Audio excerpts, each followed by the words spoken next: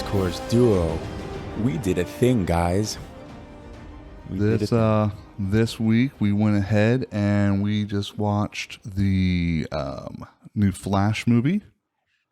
And instead of doing a regular episode, we decided we're going to go ahead and just kind of do a special presentation of just talking about the movie. We just want to chat about it. We haven't pretty chatted much. about it yet, so we're going to chat about it. We're going to do it on camera. So, overall, did it live up to the hype of what everybody was saying? This is the best, blah, blah, blah, blah, fill in the blank, blah, blah, blah. Kinda. I liked it. There's still issues, of course. It had issues, but I think it's Probably the best overall DC movie that I've left the theater from since like Aquaman. Yeah, it's a good movie. It's funny. The dialogue works. There weren't any stretches when it came to the dialogue where they were going for a thing and it didn't land. Where Right. sometimes that that's happened with that Flash character and some of the jokes throughout some of the movies he's been in. So I think part of it is the fact that he's playing off of himself. Obviously, it's a different version. Spoilers, by the way. So anyone who hasn't seen this movie, I highly recommend you don't watch this episode until after you have seen it, because we're not going to hold back. There's going to be a lot of spoilers to the thing, and deal with if you've been prepared. deal with it. But yeah, because he's playing off of himself so much, even though it's a different version of himself, it's not the same as playing off like a stoic Batman, you know? So I feel like a lot more of that stuff lands. And also we get to see our Barry be more of the adult, Right. which is also a very big paradox shift from before. Yeah. I think the only problem with this movie, the problem that it suffers from is it needs to be like a 4-hour long movie. Yes. So you can like understand a little bit more backstory from other characters too. Like the Michael Keaton Batman character. How did he end up the way he ended up? Why he ended up the way he ended up? Where is Alfred? How that had happened? Any of that kind of stuff, that backstory, they're just kind of just writing it out. And like, you're just assuming that, yeah, things just went differently because of the spaghetti timeline. So, Which was, okay, can I just say though, that the Bruce Wayne explanation of timelines is the best analogy in any comic book movie thus far, including all the crap we've heard in the Marvel movies, all the crap we've seen in other DC properties, any comic book, anything, period. It made so much sense, and it was such a great analogy, and it's like, this is what you end up with. And it's just like nasty, soggy freaking noodles. That's exactly what Bruce Wayne would have done, is take something that's so advanced and like conceptual and to explain it with the things that he had on the table in front of him. The Star Trek ingredients version of science. Yeah. Absolutely. It's so intense, blah, blah, blah, blah, like slicing a hot knife through butter. Yeah. And I agree with you that it is the best explanation for the multiverse type situation that we've gotten. And this is also awesome because it's like the way that it's phrased could be trying to state that there was no multiverse. Yes. Until Barry went back. Now, I can't think of the name of what he called it, but he went back into the Speed Force to his little dome of something, I think he called it. Yeah. Which was a really cool representation. I've never seen it like that before. I liked in the first time he went into it where he like went like this and it all shifted around. Yes. And he got to like kind of play with time like you're rotating a bezel on a watch, you know? There was a lot of okay. So let's talk about the elephant in the room. The CG in this movie was both atrocious and great at the same time. Yeah. Because they used a loophole, which I respect. In my opinion, the stylistic choice of making all of the major elements in the time travel aspect looking like a artistic rendition, sculptured out of clay type style thing instead of photorealistic. It almost reminds me of in Man of Steel whenever they're doing like their version of technology, that liquid looking metal stuff. Like that's fair. It kind of looks like that, but then colored, right? So, and it's a great way, in my opinion, to not have to fully render extremely high fidelity like shots Right. And then also, because it doesn't look very, it looks good. It looks fine. It looks great. Because it doesn't look good, you're forgiven when it doesn't look good. You know what I'm saying? You can be like, it looks mostly like them. Yeah. It's a wax figure of them. My opinion, and this is just an opinion, is they did it that way to also blend in the original scenes that they had to CGI and render. When it comes to, once again, spoilers, Nicolas Cage Superman or Christopher Reeve Superman, Adam West Batman, any of them that they showed, you know, I think that it's like, oh yeah, we're just doing it all in this style. That's why it doesn't look quite right, because they all don't look quite right. I think they found a style that they could easily render everything into. Like, what's the highest quality we can get all of these different types of things that we have to make to look equal without spending too much money. Because the problem is that so many of these shots would not have been done until way later in the process. Yeah. And by that point in time, their budget would have been half spent. And then they had the change of management and they had the new people and all that. So budgets have been constantly fluctuating on this thing. There's a lot riding on this movie. The only reason why they didn't cancel this whole freaking movie is because of how much money they already had invested in it. Yeah, I think, and I don't know how it works with likeness and all that kind of stuff, and if who needs to get paid for certain things. But maybe if they would have used actual archival footage from a lot of those movies and a lot of those scenes, people would have to then get paid differently, perhaps, or credited differently in the movie versus, hey, this is a cartoon version of them. It's not quite them. We made this up. Regardless, they would still have to pay licensing for that. For what the version they did. Nicolas Cage got paid. Sure. The estate of Christopher Reeves got paid. The estate of Adam West got paid 100%. Well, yeah, they were credited in it. Right. Well, even if they weren't, for them to have taken their likeness that much, right, they would have had to have been paid. Yes, but maybe not the people who, I guess, produced or have rights to those movies, or any of that. No, like back. No, those people would never get paid for things like that. Depends on who owns the rights to what, because it's all about who owns the rights to things.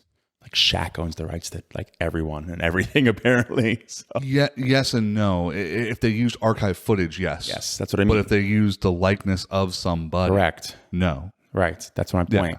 Yeah. Maybe there was less people that would have to get paid out if they did it, since they did it that way. Anyway. Well, either way, that I don't think that would work very well, because then you're looking at different film qualities as well. Because if you took the original films with Christopher Reeves on it and you put up like the highest like fixed rendition of that next to the IMAX Batman vs Superman Zod, not going to work. It's easy to mask with distortion. I mean, the whole thing was distorted. Easy is not the right word. Okay. Hours upon hours upon hours of work. Yes. Easy. Doable. I'm sorry. Easier. It's not a button. Easier than having to almost from scratch render not always. An original image. Not always, because a lot of times those 3D models that are already at high fidelity have already been created and have already been rigged. And it's much easier to take those and from the starting point than going from the other end. I think it's easier. I can, on my phone, take a video and put a filter on it to make it look similar or black and white or whatever that is. You know what I mean? So, I don't know. Most CG studios would disagree. Okay. I've watched a lot of interviews about that and a lot of things of different ways that they've changed things. And a lot of times what ends up happening in these movies is the practical done on set is only utilized for lighting, because it's easier, faster, and more simplistic to use appropriate cloth stems based upon 3D high def models than it is to actually try to replicate a different lighting scene in real film than to another one. It's hands down much more simplistic and less time consuming, which means it's a lot cheaper. That's why a lot of times they go that route. Yeah, I mean, I don't know. To me, the scene already exists, the image already exists, and it's just color saturation.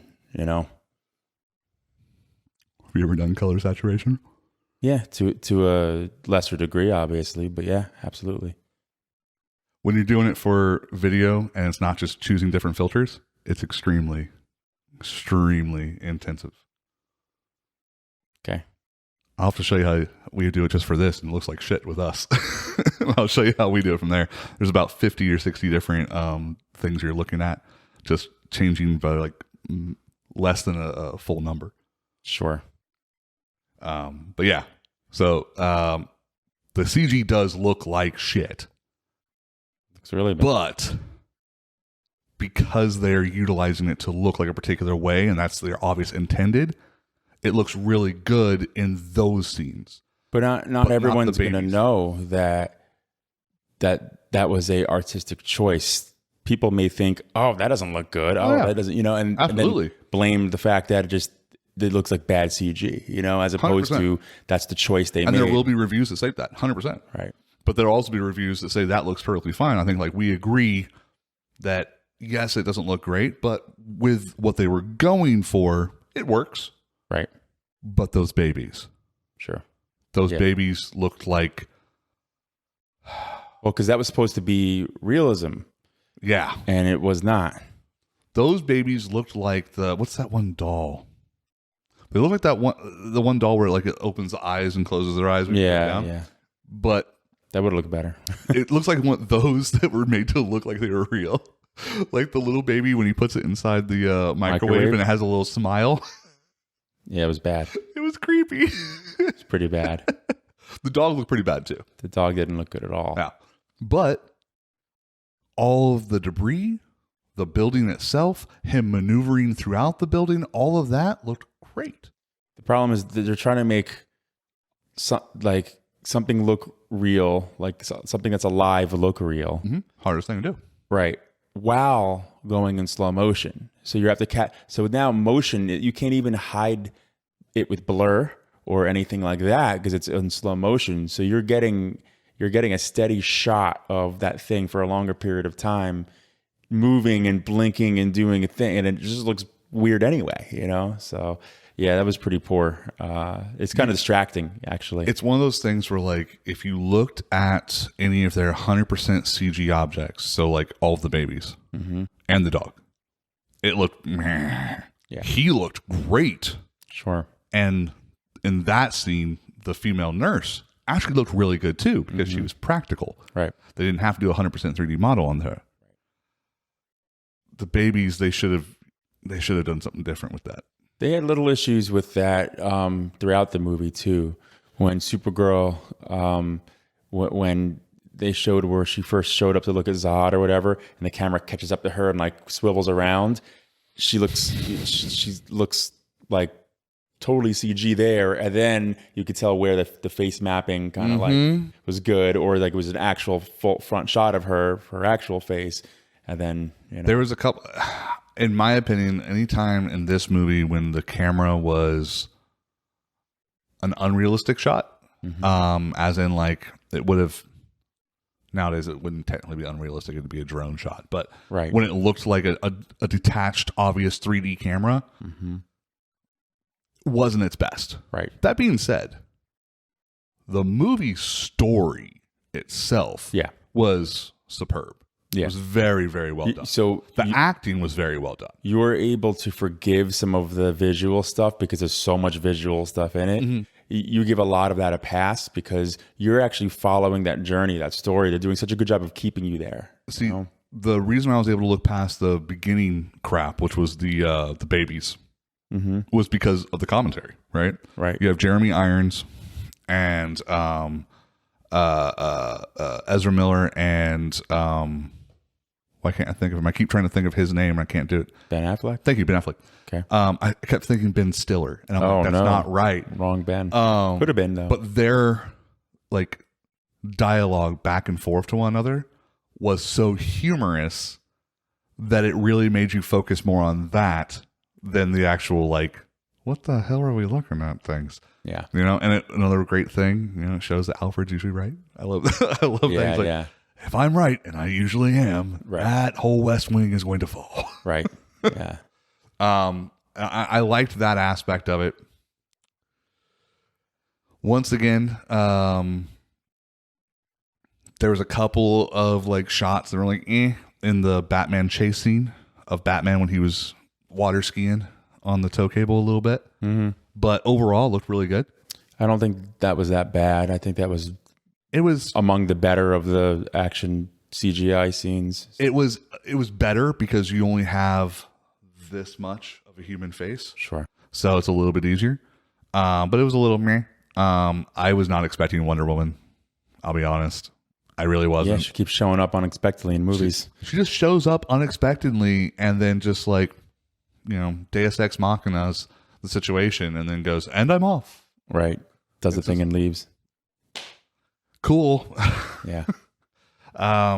Which brings up the whole thing of like, is she still gonna be the Wonder Woman in the future? That's what I hear. I heard that too, that it was kind of offered to her. Right.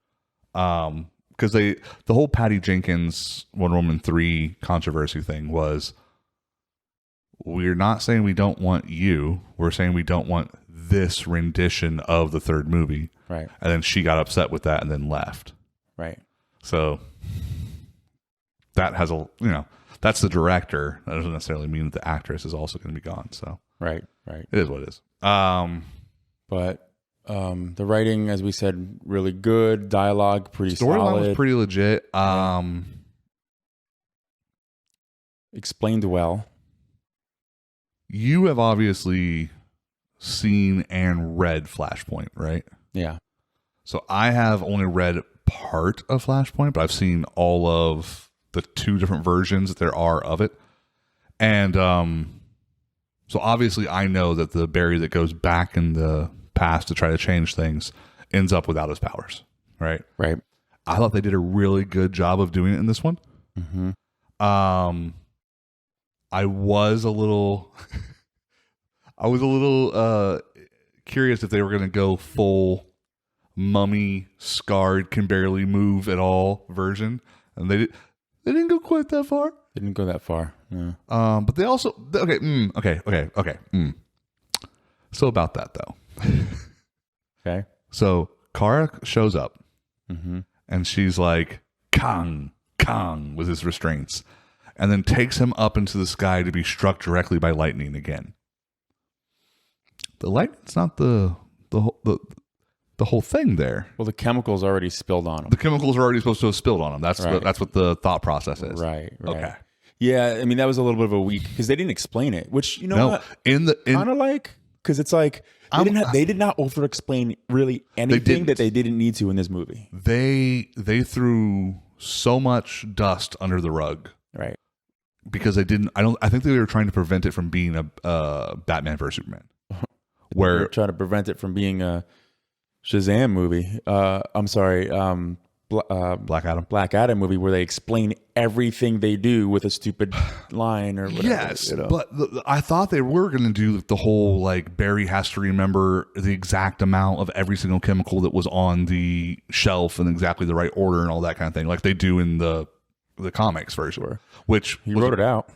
He writes it out, but that's it. They show him writing it out. They showed him write it out. They showed the paper. And they showed the shelf set up with it that way. Yes, but then they don't explain it to you. They don't explain it, and then also, all right, I have it the precise thing. The shelf is right in front of them where the accident happens, and then the shelf is in a 3-part system surrounding him, where the lightning is coming straight to him, not through the shelf. So it's like it's completely different, right? But because they don't explain it, you don't know that, and so it's okay, right? It and also makes it's a you simplistic wonder version. How he lost his powers, you can argue that it got transferred to the other Barry. So with Supergirl holding him and them being hit, is it some transitive property there along with the chemicals on him or whatever that they don't explain enough? Yeah, exactly. So. The way I would look at it, and this is not, I think the average person would look at it, is that it's just it's the flipping the battery the opposite way, right? Because he's it's a direct charge. Well, it's one of those like I taketh, I giveth. It just goes back and forth. The thing that I thought was going to be the issue was young Barry doesn't get any chemicals on him. Why? Because old Barry is being splashed and shot by all the chemicals. Right. If somebody takes a pail of water and throws it at my back right now, the mic right here is going to stay dry. Right. That didn't make sense. But once again, that's really nitpicky. Well, because you can argue, yeah, he got soaked with the chemicals. Lightning hit him, which then took it away because that's how he got them in the first place. Right. But then the lightning that was now altered somehow through his body and the chemicals went into that berry, and then right, you could say that. And when it went into that berry, it put a hole through him that then magically healed super fast, but didn't put a hole in the person that it went through at all. So the one that lost the powers. We wouldn't know that he lost his powers yet as the grand reveal, which was also hilarious. When he was doing his run. Right.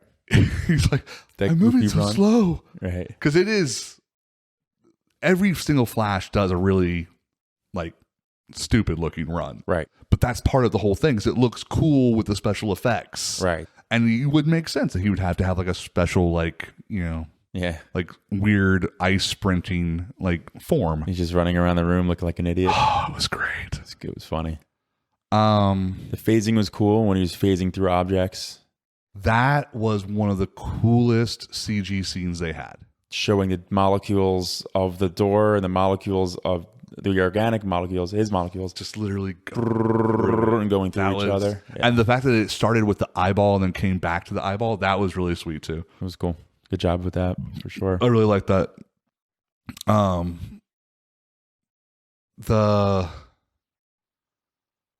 The Batcave was kind of cool. Yeah. I think it was kind of cool because it was kind of low tech, because you could tell that he gave up back in like the mid 90s. Back from where we saw it from the first. It's like, he kicked the Penguin's ass and was like, all right, I'm good. I'm done now. I'm done. Yeah, I'm gonna go fuck Michelle Pfeiffer and move along. I like that they gave the little head nod at the Joker laughing, the little bag. Yeah, that was cool. I thought something was gonna happen with that. Oh, really? I thought that he was gonna open all the way and it was gonna like gas comes out and then he starts giggling or whatever. And now here's my question. This is super spoilers. When in the beginning, when Barry goes back in time and he's in this little circle of time travel thing, and that monstrous thing comes and attack him, what was your original thought of that? That was Reverse Flash. Right. You thought Reverse Flash? Sure. I thought it was the other Speed bad guy, the one that's Doom or Boom. Yeah. The blue one. Yeah. Is what I thought. And I was just like, that's a strange, unique choice. But I was really expecting us to get some Reverse Flash stuff. Yeah. And then I also thought that young Barry, they were going to do like, okay, he's going to turn into the Reverse Flash. Right. Which he doesn't, but he kind of goes he does. Straight that's evil. That's their version of it, basically. I hope not, because the real version is so much better. And the real version of Reverse Flash should never be killed. Yeah. It's like the Joker. You should never kill the Joker. So that's the only thing that I'll say. I don't know what direction. I don't know who that was supposed to be. If they were doing their own thing with it, or a kind of like a spin-off of that, where he becomes the villain. He's the good guy who becomes the villain because his moral compass shifts a little bit. Dr. Boom, or whatever the freaking name of the blue guy is, that is him. Yeah. That's Barry from a different multiverse. Sure. So that would make sense because he also had blue lightning. Right. But that would be a very unique way of doing it. I thought that was pretty cool. He's basically half Kryptonian because all of the things that were being thrown into him were pieces of Kryptonian technology. Sure. Which is the only reason why he was able to kill Kryptonians with it. Right. Yep. Dude, Flash freaking phased into a Kryptonian and like stopped his heart. Yeah. Yeah. He put his hand through him and grabbed him. Yeah, that was cool. And then nobody talked about it. Yeah. Yeah, it was cool. I loved that shit. Some of the action scenes were really cool. Well done. Didn't expect Kara to get her ass beat every single time. Right. That was actually surprising. I thought that he was going to leave that universe with like having helped create their new Justice League, and then he was going to bounce. I didn't think he was going to leave it worse off than when he got there. I think the problem was and they showed it throughout her existence in it, I guess you can say, or the part she was playing is she wasn't really fully strong yet. No. Because she got winded, remember, after pounding Zod into the whatever the side of the metal thing was, the ship or whatever, and like then she was like kind of just collapsed, like she was tired. Well, and she was had fatigued. She had just for the first time felt the powers of the sun, the yellow sun, right? Because she was like, "Is it always this loud?" She's not absorbing it, like it's not in her cells all the time now. It's like when she spends that energy, and then she has to wait for it to kind of recharge up again. So she was no chance for Zod. She had no. Which, well, yes and no, because Zod just also got his powers like 2 days before her. But he was a warrior. He was a warrior. He wasn't weakened by anything. And they did another example of that where like he adapts while they're doing the whole, spinning around him thing, and then she's coming and punching him, and he's like, okay, and he's like, gets the timing right. He's like, no more mind. Right, exactly. Which is kind of the same thing he did in Man of Steel, where he was like, he was the first you're a farmer. one. I've spent my whole life honing my everything, right? So skills and all that stuff. So they kind of brought that back a little bit. How come Martian Manhunter didn't do anything? He would have been there. Would have been there. What's going on with that? Well, unless he wouldn't have, because of the timeline thing. Oh yeah. You never know. You know what I mean? Maybe that guy wasn't there at all because he was pretending to be a general or colonel. Yeah. Who knows? Yeah. So there was, like I said, there was a lot of positive aspects to the whole thing, but I think that at the end of the day, the biggest takeaways are this was actually a really good movie. Yeah. That left us in a place that makes zero sense.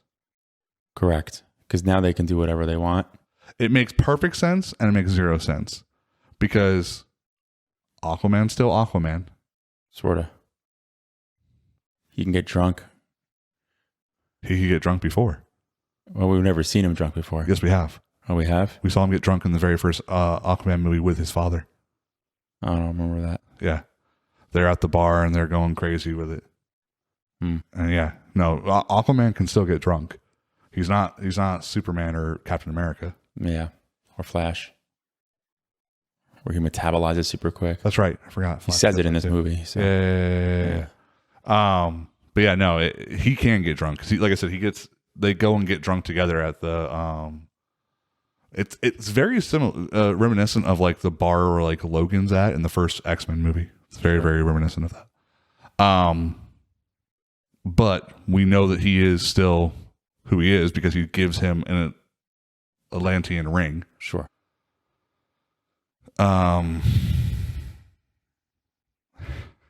George Clooney is Batman. Who the fuck is that? That was a funny line. Oh, so great. Yeah. But yeah, so that it also is strange that will he be back for any other thing? Right. That's the question. And will any of them be back? Right? Because we know we're getting Aquaman in like a few months. Right. I mean, I don't even 100% count on that, to be honest with you. It was supposed to come out 2.5 years ago. Same as the Flash.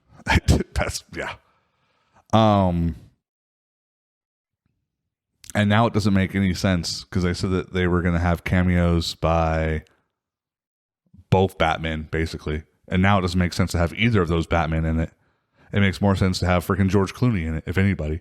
Well, that's what I mean. They ended it with George Clooney, like in his timeline. In this current timeline where he saves his dad and now has a date with a plump Iris, that George Clooney is Batman. Right. Which means that Chris O'Donnell is Robin. Dead. It's Robin. Robin / Nightwing. Who the fuck knows? Who knows? He's Nightwing now. I mean, if that's what it takes. If that's how it gets you Nightwing, I'll take it because I at least like Chris O'Donnell. At least, we got to see what it looks like now. Well, see what it looks like now. Probably not as much, but maybe he'll be Grayson. You never know. Oh gosh. I'm trying to think, was there any other like craziness? So the actual story itself, when it comes to what they did at the beginning with Barry and his, and is showing how his mom died, I guess you can say, sort of, Right. and then showing that how they resolve on that, right? I thought they did a really good job with that storytelling of like, because that was the part that I was a little skeptical of, like the whole, because you saw like the trailer and like the grocery store scene where, oh, you didn't see the trailer? Nope. Oh. 100% did not. No, I saw the trailer, and it's like, well, how are they going to do that? And like, oh, this is going to be corny. Like, is it going to do the pull at the heartstrings thing? And I think it did a little bit. I think they did a good job. Oh, absolutely. It was a very emotional type style scene. Yeah. Ezra Miller's a really great actor. He's just off the wall outside of it. Yeah. Young, goofier, dumb Ezra Miller was really good. Like, he was funny. The laugh was great. It was hilarious. And then that laugh sounded real fucking evil at the end. Right. I'm like, oh, they planted it from the beginning. Oh, it fits. His persona definitely channeled some Keanu Reeves and Bill and Ted. 100%. I was feeling a little young Keanu in that. He channeled it. Yeah, sure. That's a good call. That's a really good call. No, the not only the resolution with the mom storyline in the grocery store, but then the realization that he has where he goes, I know how to save my dad and still let my mom die. Yeah. Was just spot on. Beautiful. It was great. And it's also like heartbreaking. Is like, he's going to have to, I'm going to just back too. The way that happened, where he just takes the can out of the cart. Like, him taking that can out of the cart means taking her out of his life. Yeah. Like, that was like goosebump worthy. Like, wow, it was really, good. really good. Like I said, it's just the thing about Flash's character is that Flash is probably more heartbreaking of a backstory than even Batman. Because he can fix it. Right. But if he does, it fucks everyone else. Right. And so therefore he can't. Right. Now, in at least a couple of the versions that I'm aware of, because with comics there's always like 75 different versions. Mm-hmm. But in a couple of versions I'm aware of, Thawne, Reverse Flash, kills his mom. Right. That's the way I've always seen. They didn't give any indication. Did not give any indication of who came in and stabbed her, which I kind of like. They just left it open, and they never even addressed the whole. Like, it's like he doesn't even care who did kill his mom. He just wants to prove that his dad didn't. Correct. Which is also cool, because if they decide to keep Ezra Miller, if they decide to keep this stuff so canon, they can still address that in a future thing, because every one of Flash's like dangerous villains is another speedster. They're just these movies are tough when it comes to being able to jump around in time, because it's one of those things where he can literally go and like look and see who killed her. Yeah, that was that. He can literally just glimpse and like. Who I've never noticed how did that actually happen? Before. That he just stick his head through and be like, and nobody sees it. Yeah. Oh, that person. I mean, it's so fast that. I mean, I get it. Like, it makes sense on paper, but still, just like. But he could literally find out. Yeah, who did it if he wanted to. Now, by finding out, it might have changed the timeline, and then like, you know what I mean. So, but still, like, there's a little bit of a hole there. I think there are a couple things where you can be like, well. How did you do this over here? Then you can't apply that same logic to that over there. I will. Okay, I do have another gripe. So, freaking old man Batman, right? That looked very reminiscent of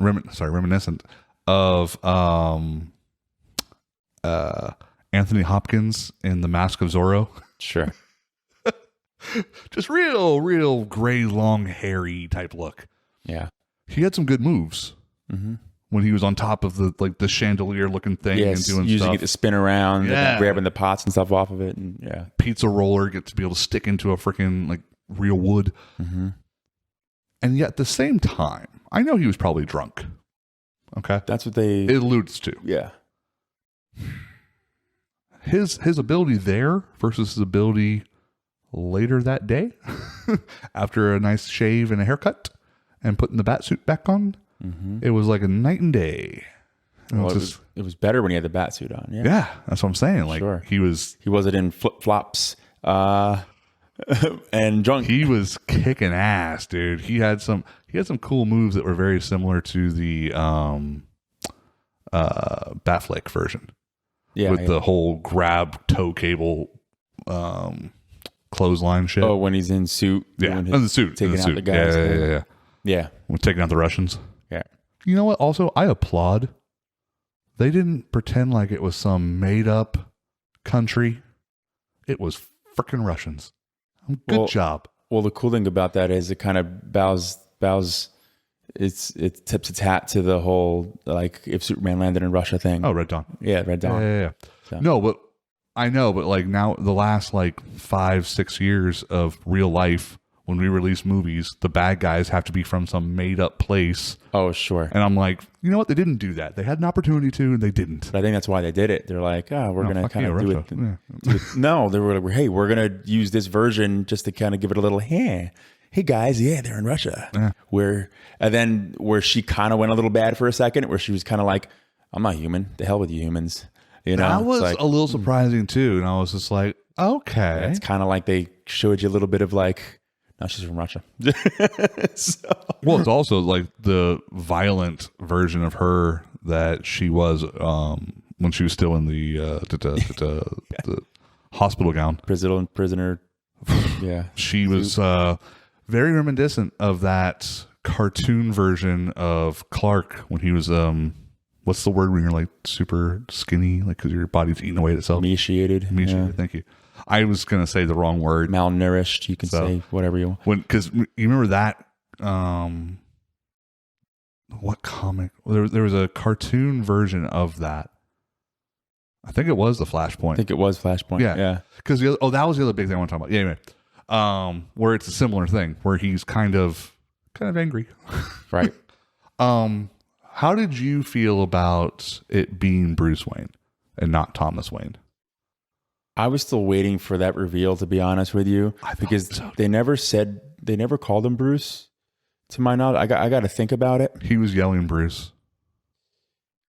Who was he? Sorry.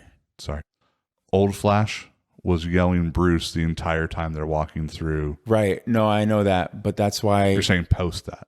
The entire time they're walking through what? The mansion. I know. Yeah. Just because he thinks it is doesn't mean it actually was. Right. So he can be yelling Bruce, and then, it just, he didn't yell it, but then say it to him. But then the young one said, Bruce Wayne is Batman? Right. No, at that point, so that's he knew that was Bruce Wayne. I know. My point that I'm trying to make is I was still waiting for later in that movie, maybe them being the reveal, like, where we're like Bruce figured it out. Like, yeah, I knew you're not from my time, and from my time, you're saying that. Like, I thought they were gonna do a thing like you're saying that my son lived, right. And then he's like, that's how I thought it was. That's why that would be the motivation to have him help him fix his timeline, because he would rather be in a timeline where his son lived and he died. Right. I assumed that was going to happen in the kitchen scene. Right. But in the kitchen scene is when young Dumb puts together the two, that they're the same person. Sure. 'Cause I thought that's what he was going to say when he said, yeah, in ours, you're different age. Right. Because that was a really good way of explaining it too, going back to the spaghetti thing. Because there is an obvious, like, you're a lot older than what Ben Affleck was. Right. So yeah, the past gets changed. That person's timeline is a different timeline now. It might be a different person now. How they kept utilizing the joke of what's his name instead of the actor, instead of Michael J. Fox. Stoltz or something like that. Yeah. Wasn't he the original actor? Yeah. He was the original. That's what I said to you in the theater. He was the one who got cast for it. They started filming it, or then it was like it just didn't work, So I remember that. I wasn't sure. I knew you were saying something, and I thought that's what you were saying, but I'm like, I'm pretty sure. Which is why it was just so funny. Right. And then and then they just did that with a couple different actors and Yes. right. So they're like Now I can't remember a single one, but it was like Kevin Bacon. Oh yeah, because Michael J. Fox was in Footloose. There's like you mean the fighter pilot gay Kevin Bacon was Maverick. Yeah. You mean The gay volleyball? oh, it's so great. He said that in the movie, which was surprising. So Yeah. Well, I mean, it was a different time. yeah, when they made the movie originally. No, I mean, in the world they were right then. Yeah. They were in like, what was it, like 2000 and something? Yeah, but my point is the movie came out now. So Yeah, no, I know. interesting. But yeah, that was pretty funny. Yeah, there were a lot of funny like comedic lines like that you're like, oh my gosh, they pushed it a little bit. Yeah, you know? they really did. They stretched because it's PG-13, right? That movie, so It has to be. they stretched it to everything they could have stretched it. Yeah, because the violence was pretty decent for a PG-13. There was a decent amount of blood. So I got a funny thing. So when he was at his house originally, and before he went and ran, it showed like the full body costume shot. You just see his crotch, and you're like, wow, that's pretty like packed, like tight. But you can. There's a lot of space on each side, and you can kind of see like Right. the mound. Right. And I'm like, wow, they really emphasized that. That's interesting. And then when young Barry gets the suit and he says like, it's tight on the dick, literally. My dick hurts. My dick hurts. That shit was really funny too. I thought it was funny. So I'm like, yeah, that does look tight on the dick. It's funny. That's hysterical though. They acknowledged some of those things in their own movie. Really did. You know? But overall, You see Ezra Miller's butt. yeah. Weird. It's Like like a in little like more 2 or 3 nudity shots in there. Yeah. So it wasn't just like a little. It wasn't a one shot thing like I thought it was. Like they really stretched the PG-13. They did. rating. They there was a lot of like overall just unexpected little turns here and there that I thought were good because it added a lot of levity to it. Yeah. We saw Batman in the daylight, Blue. If you noticed that it was blue. no rain. Correct. This is the first time that Gotham has not been raining since Nolan. I think it's the first time since Adam West where we get like Blue in it? blue Yeah. and gray Mm-hmm. colors because that's what that was. I thought that was kind of cool. It was a little goofy looking, the armor plates and stuff. But I think part of that was because of the CG. No, and when he was still in still shots and he actually had the armor plating on him and they showed the really? costume, the full costume, it looked a little goofy to me. I didn't think it looked that bad. Because they were like, the plates were like, stills. pec plates were like Yeah, they were on top of like, on the top, suit. right? Yeah. It was a little bit different, but I really loved the armor plating that that popped whole- up that whole on vehicle the, on was the awesome. on the bike. the That vehicle was was epic. awesome because the way to help him turn is he had like propulsion on the back, like in the sides to kind of help turn it too. Like how they proved that you could do on the Mythbusters back in the day with the Batman code cable. Yeah. Oh yeah. So yeah, no, that was a cool vehicle. I like the Bat-to-ring ram that came out of the front. When you said that in the movie, I was just like, oh god, here we go. You giggled, you idiot. It was cute, but I'm just like, oh my god. That's what it was. It was a bat thing, and it came out of the front. Anyway, all right. So overall, I enjoyed it. I would like to see it again. I don't have to see it again in theaters. Yeah, I don't need to either, but When it comes out on HBO, I'll definitely want to watch it again. Oh, yeah. Just because I'm interested to see what other kind of stuffs. Hopefully there'll be some behind the scenes shit too. So that'd be great. that'd be nice. I'd love to know what the hell went on during this fucking shoot that took 12 years. Yeah. So, No, I mean overall, I just hope it does well in the box office. I'll actually rate this one a little on the higher side because the storyline, how they did that, the writing. The only thing I'll knock it for, honestly, is just the CGI. I think the pacing was pretty good. You were pretty much in it the whole time. You were on that journey. Forget where they were going. So I'd give it I'll give it a solid 8. Yeah, I'm thinking the same. I was between 8 and 8.5, but I think 8's fair. The one other thing I do want to just like clarify is the one scene in the preview of Batman swooping down and then flipping and kicking a guy and doing stuff that looked like straight up PlayStation 2 cinematic scene graphics.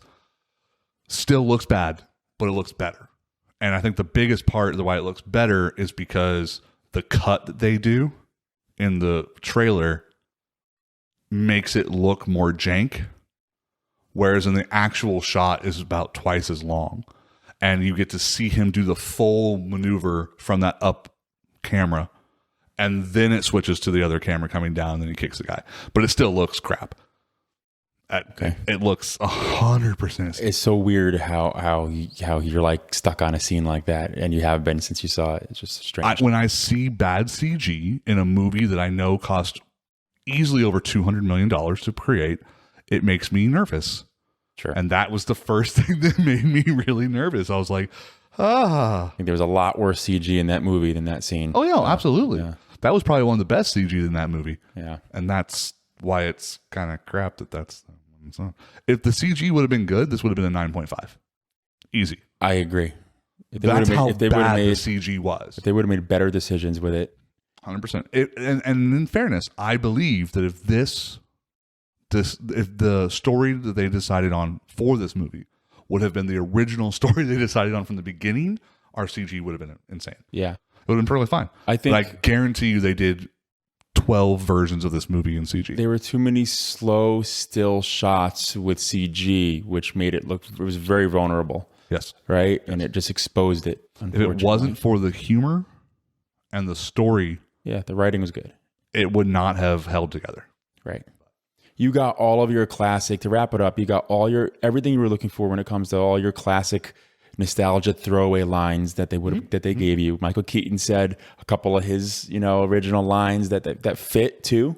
Yeah. Like it worked, When he said I'm Batman, you were like, yeah, it brought you back to that. And then, you want to get nuts, let's get nuts line. It fit for what he was trying to say. They didn't just sneak it in somewhere random. Like it fit because they were talking about doing something pretty crazy. So they did a good job. It was better than like when they were trying to do like Expendables, where they're trying to get stupid just put the lines in there just to put them in there. Yeah. So you got all that. You got the cameos, the Nicolas Cage cameo. That was insane. Out of nowhere. With funny enough, that's the story that they were going for with the whole spiders and stuff like that. I remember watching the behind the scenes on that. I'm like, I remember seeing they literally gave you a little bit of that movie in this movie. So I thought the Christopher Reeves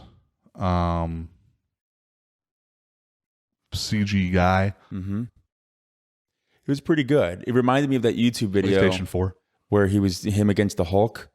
Similar. Not the first one. Not the first. Not the one that was PlayStation. The one that was like PlayStation 4. Right. The finale one, the like part 4 or whatever it was, part 3. It looked pretty good. It looked like that. Maybe a little bit better. Tell it was a passion project. You can obviously tell for that one. Yeah, because somebody really put some lot of work into that. Yep, shit. That was good. So yeah, you got a lot of cool little cameos. Of course, you got our Clooney back in there, the worst Batman of all. Redemption arc, buddy. Right. This is the best Clooney Batman we've ever seen. Right.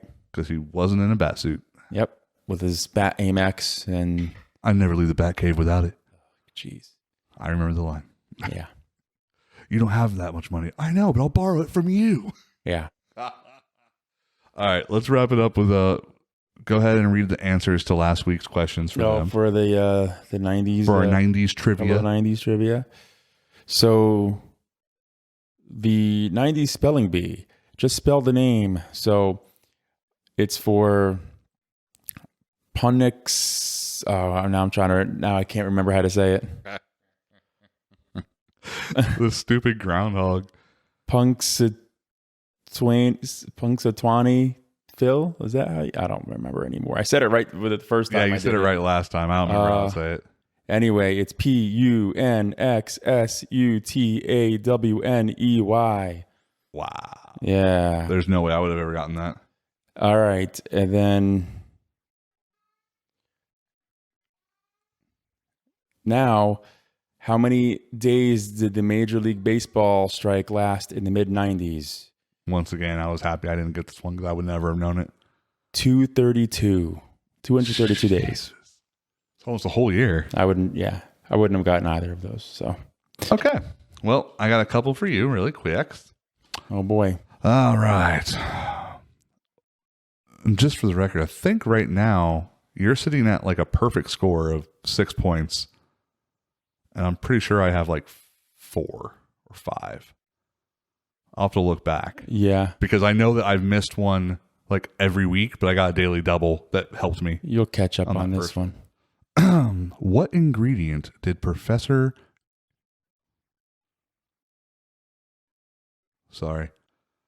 Utonium accidentally add to his concoction of sugar, spice, and everything nice in order to create the Powerpuff Girls?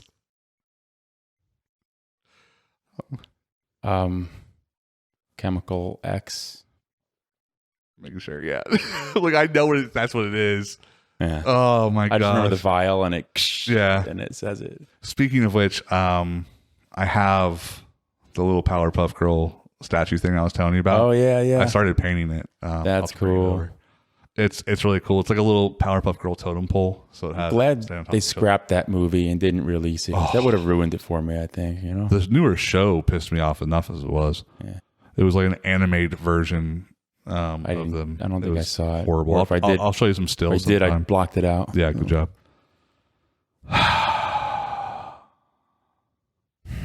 Okay. So this is a double or nothing. Okay. Oh, no, I'm sorry. Her. So there's a first question. This is just a regular question. Okay. What is the first rule of Fight Club? Okay. What is it? There is no Fight Club. Oh no, it's not. It's don't talk about Fight Club. Okay. I was going to let you rephrase. Yeah. Now, double or nothing. And I'm going to give you the question before you tell me if you're going for double or nothing. Okay. What is the last rule? I'm gonna stay. You're going to stay where you're at? Yeah. I would too, because I forgot this rule. But as soon as I say it, you're going to be like, oh. If this is your first time, you have to fight. Oh, yeah. Cool. Yeah. That's right. All right. Give me one really quick.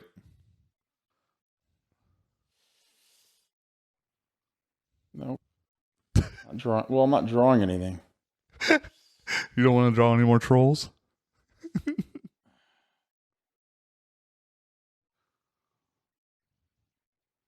Okay.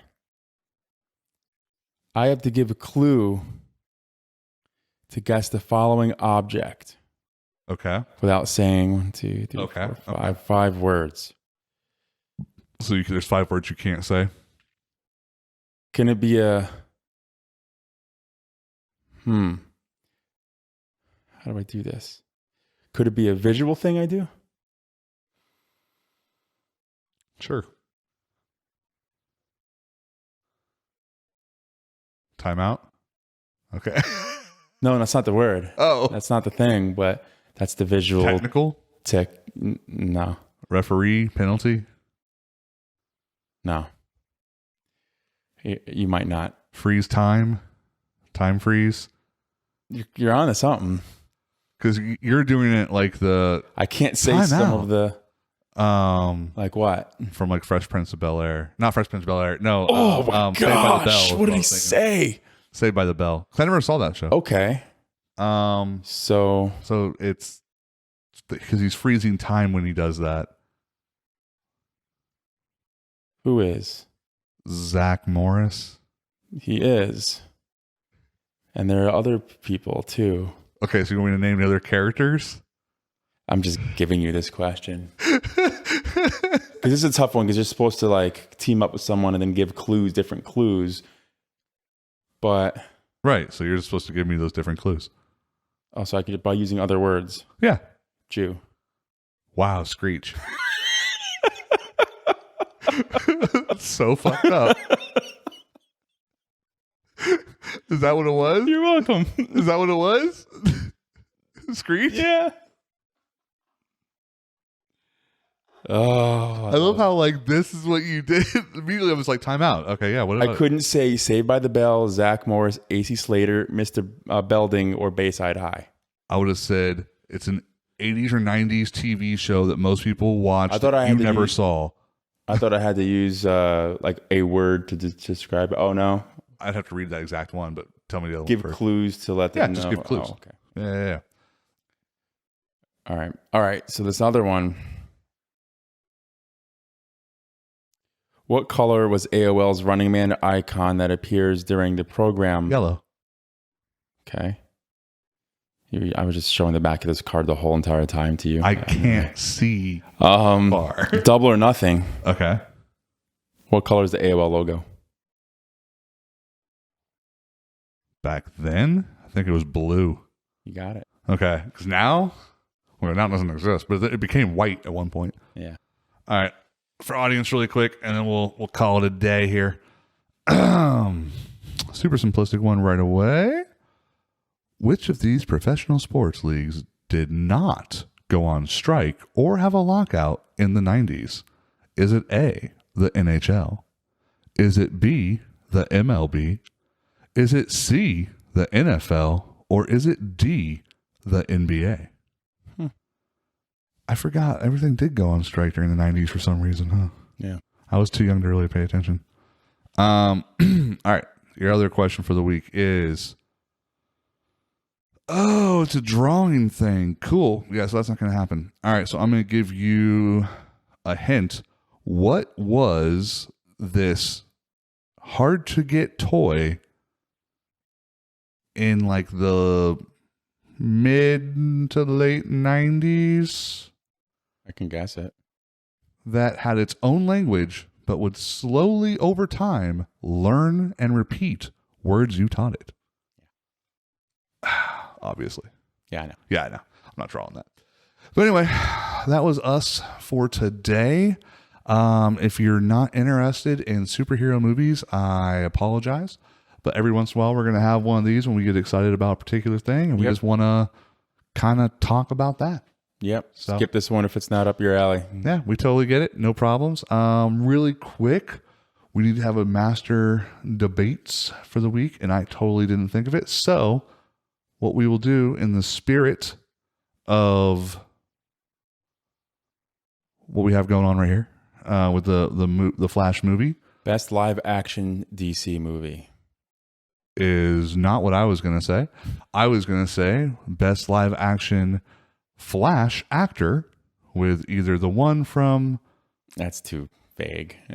How's that vague? I was going to give him two options.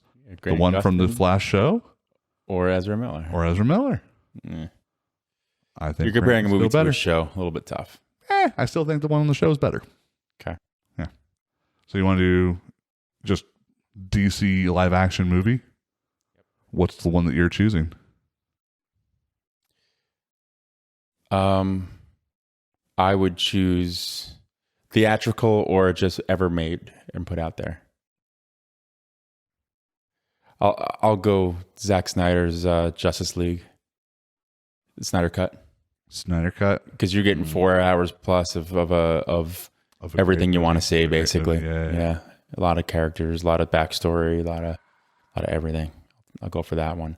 If you're gonna, for me, if you're gonna say theatrical, I got to go with Man of Steel. For me, Man of Steel's good.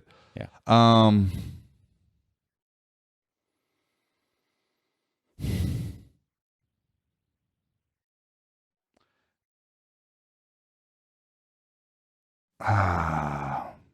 Yeah, I would have to go Nolan. Dark Knight. Okay. Yeah. So. Yep. I can see that. It's a great movie. If we're talking about theatrical and I have to be... I'm sorry, if we're not talking about theatrical, I don't know what I would say because I agree with you 100% the Snyder Cut. But theatrical, I think that was just such a good movie. I think it's a good movie. I think it's overrated. I think it's one of the worst Nolan movies, in all honesty, because it doesn't fit like a Christopher Nolan type movie. It's like Christopher Nolan doing a comic book movie. Yeah.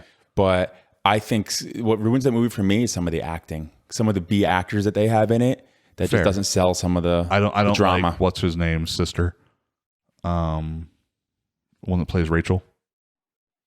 I don't like her either. I'm not a big fan. The only movie I liked her in was Stranger Than Fiction. I think Michael Jai White was in it, right? Yeah, for like half of the scene. And his acting is just so bad. It pulls me out of it. It doesn't pull me out of it. I think the scene where they have to do the key, you know, like the for the boats, some of those actors, those dramatic moments that were big just dude? not very good. Yeah, he's a 2-bit. It just felt like Batman Begins level. Batman Begins is a better story, but it's not a better movie. Right. That's No, the I'm problem. saying it's the acting. Like, Well, I still think that movie's overrated just because of Heath Ledger, people so made it bigger than it was. The Dark Knight is yours, Dark Knight was going to be mine. and for mine, just to be fair, we'll do apples to apples for whatchamacallit? Theatrical, right? Because you can't compare a 4-hour movie with all these extra scenes. So you're saying it's Man of Steel? Man of Steel. It's fair. Would be mine. Man of Steel is my favorite Superman movie Yeah. because it's the only one that depicts Superman as a normal person. Yeah. If Heath Ledger wasn't in that movie, I think the whole movie just kind of falls apart. Oh, absolutely. I agree. So I agree. Because what's his name's not even my favorite Batman, like by far. Yeah, he's like my fourth. He's an insert here. He's like my fourth favorite. Okay. Yeah. But yeah, that's all we have for this week. Make sure that you go ahead and vote on which movie you like better, either Man of Steel or Batman: The Dark Knight. And we'll let you know what everybody thinks next time. Sure. Cool. All right. We'll see you then. Catch you on the flip side. Super cool.